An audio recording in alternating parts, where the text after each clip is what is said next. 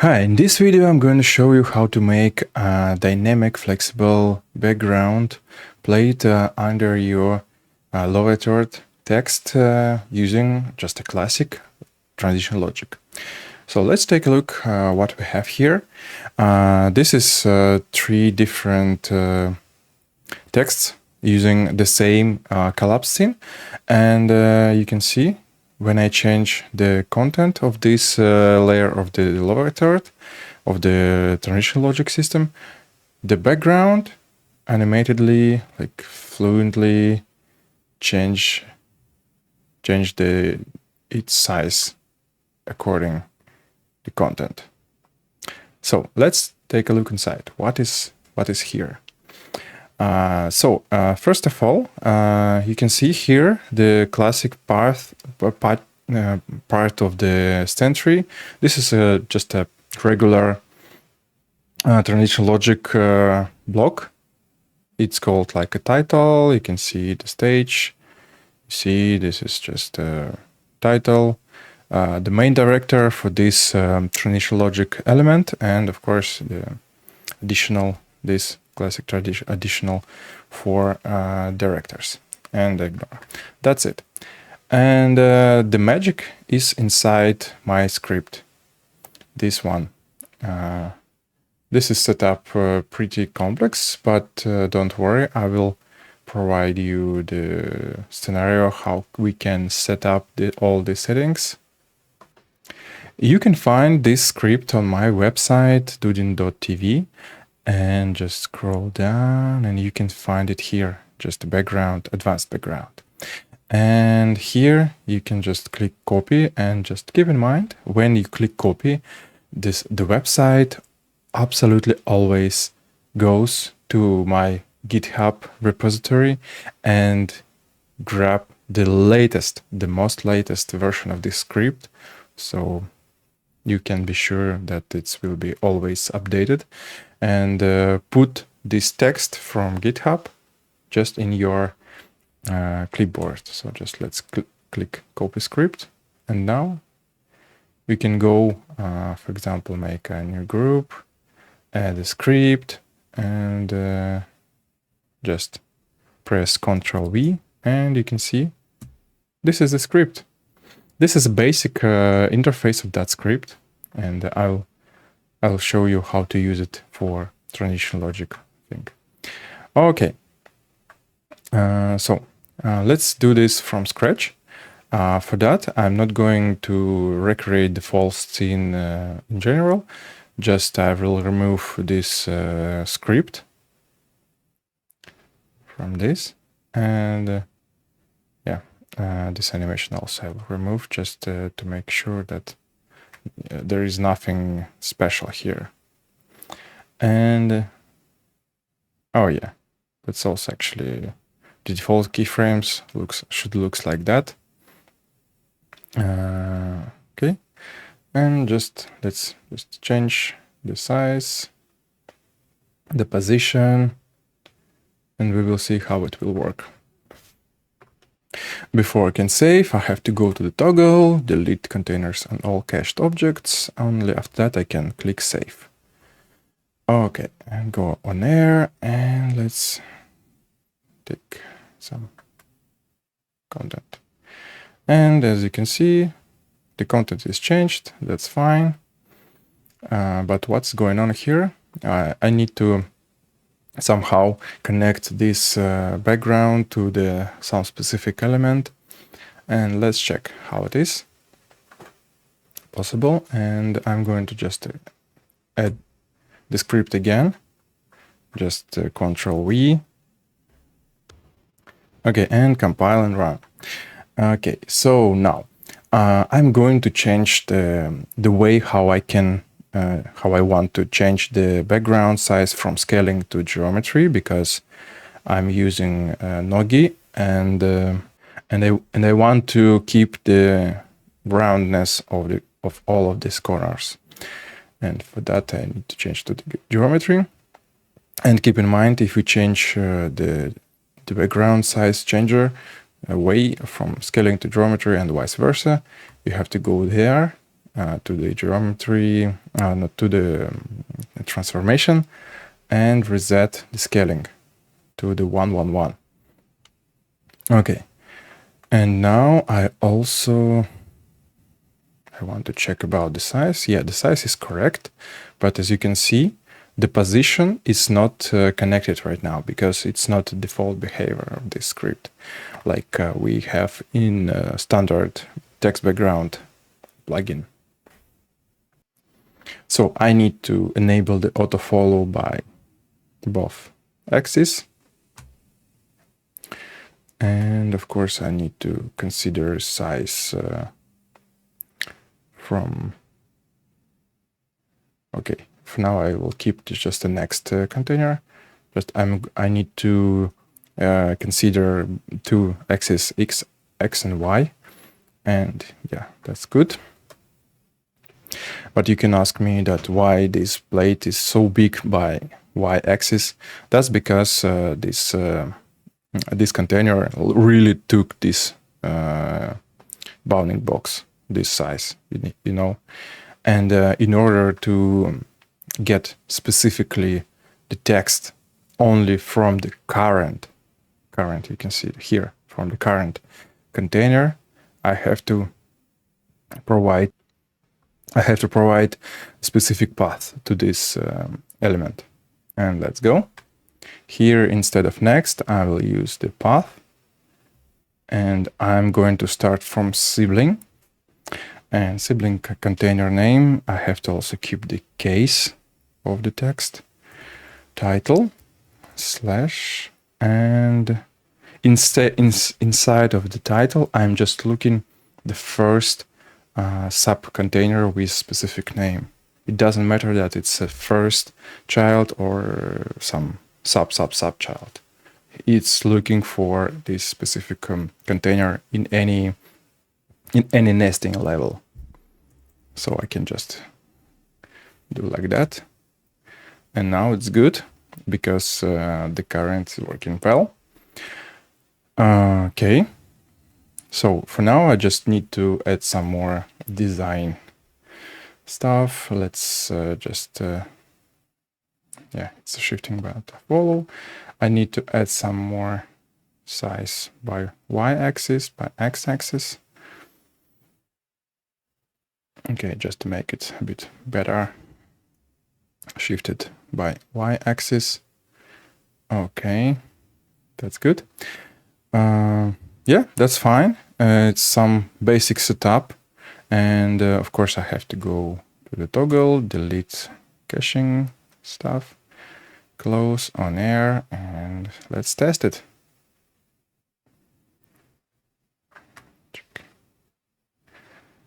Yeah, you can see this a bit weird behavior.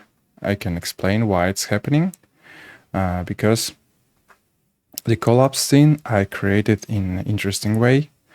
I doubled this text. You see, we can see here two versions of the text, and yeah, let me do this a bit less transparent. And as you can see, I have the static text and animated one. As you can see, there is an animation for appearing text and disappearing. And at the same time, we have the static element, which should be here just to provide static position for this text. We will use this container specifically for providing the position of the background plate. Okay, so as you can see, the name of this container is title. So I'm going to use this interesting approach just to make connection background plate to the specific container, specifically by going deeper and deeper in the sentry. So I'm going to just close it without saving, go to main, and as you can see here, I'm going to add one more step inside. I need to find the title. So first of all, I'm going to the title sibling like peer container. Inside of this, I'm going to look for the current container inside the current, I'm looking the title. It's also considering the merged geometry, so don't worry. It should actually work even in WizArtist version number 3 or number 4, of course. And now I'm working in number 5. Okay, so let's test it. I opened this thing and changed only this one. Now I'm considering the subcontainer with title name. Save, close, on here, and test it. Let's start from this. And now, as you can see, it is working well. Immediately, it's changed as it should be.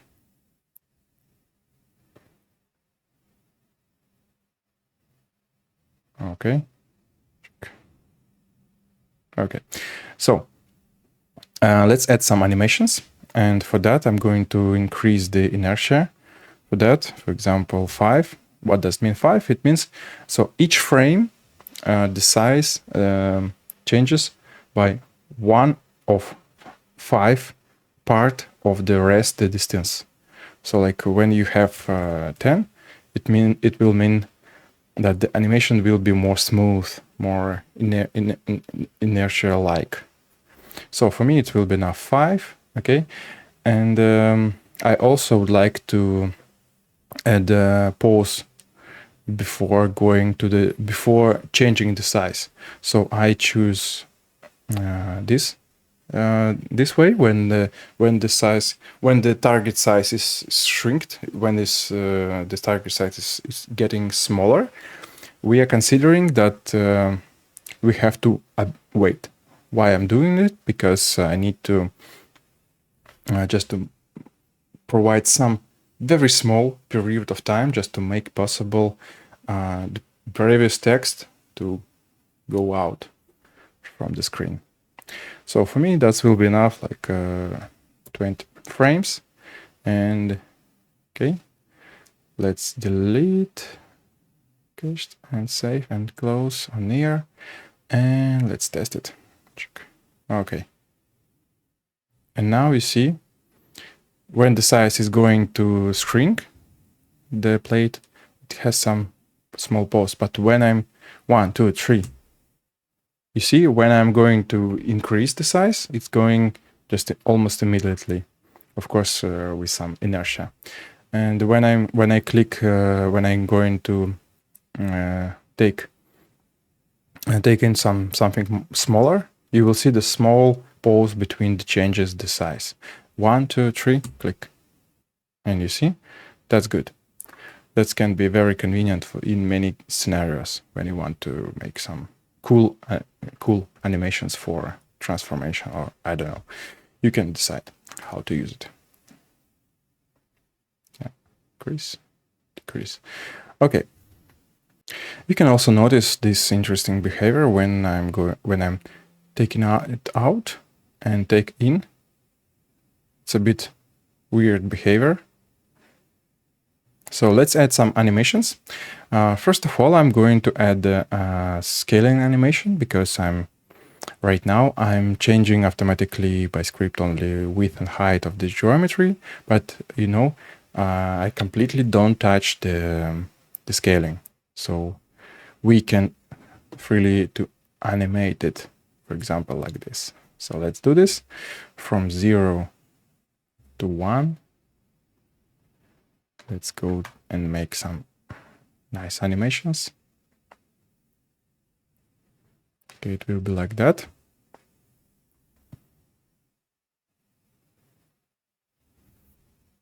I also am going to add some animations for the bevels. I'm going to add some bevel animations from 0 to 10, just to make it more interesting movement. Yeah, transformation from the very small line to real rectangle with rounded corners. Okay, that's good. So at least we increase the quality, and let's check how it is in real using with the pilot. So let's go. Oh, nice.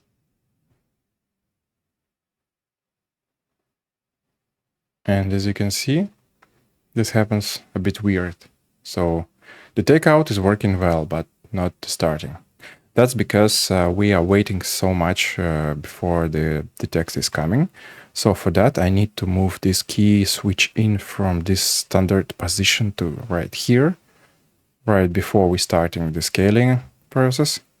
So here, in this moment, when you see when the playhead cross this keyframe, the new geometry is loaded to the current container, and my script can get this size correctly. So that's why important to move this key right here.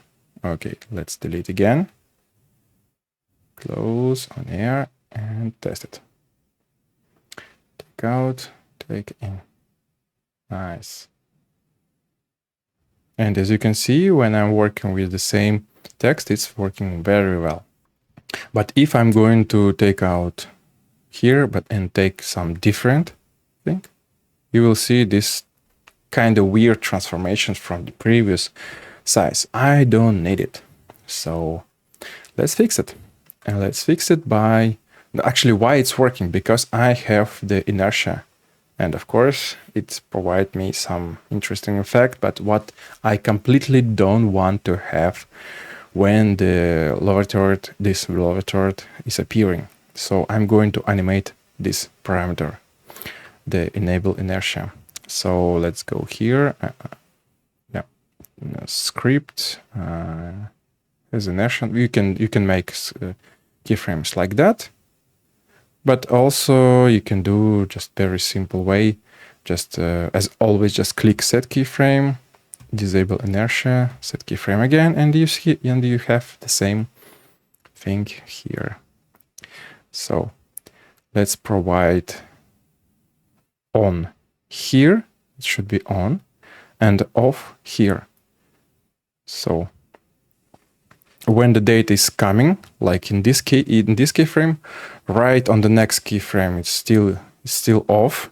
So without any inertia, the size of the plate will be changed like just instantly, and only in the next frame the inertia is enabled.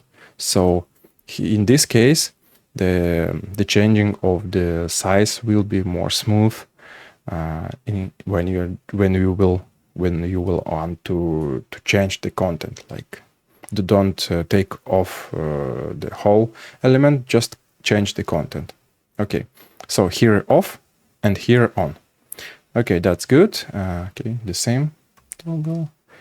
Delete, save, close, and on air, and start. Okay, take. Okay, so now still working not good. Let's troubleshoot it. Okay, let's check what is wrong. So in this case, it doesn't work well because we have some animations from zero size of this block. So probably the logic doesn't work well when you have nothing here. So let's just move this, enabling the inertia, like something like here in the end of these animations, because within all this animation we don't need to have any specific inertia for the changing the size. It should be just very static, just only to show specifically what we would like to take in on the screen. Okay, so I did it, and let's just delete containers, save, close, on air as always. Okay, let's start. Yeah, first time it's not clean one. Okay, so let's take out. Yes, take out, start. And yes, you can see now it's working very, very good. Start here. Yay, nice. And you see this disappearing very, the size is dedicated to the content very accurately. And at the same time, we still have this inertial transition between the content. That's so good. And of course, if you want to have this behavior just from the scratch, don't forget, just do this very simple stuff, because you need to you don't want to actually, but you have to move this playhead for the transition logic always to the very beginning of the main this toggle animation director. Okay, and let's again as always do this boring stuff. And now, just to completely clean this experiment, if I want to take this one, let's click and check how it will work. 1, 2, 3. Yes. Actually, I was pretty sure about that. Anyway, so now I can take out, start, and now it's perfect, just perfect. So now you know how to use this script, so don't hesitate to use this script for your project. It's completely for free, and yeah, you can just find it on the main page here and use this button as well. This button also works like inside button, like just grab the latest version from my GitHub repository and put in your clipboard, and you can just paste it whenever you want. Okay, that's it from this video. I hope it will be useful for you. Okay, let's see you and me in the next video. Bye bye.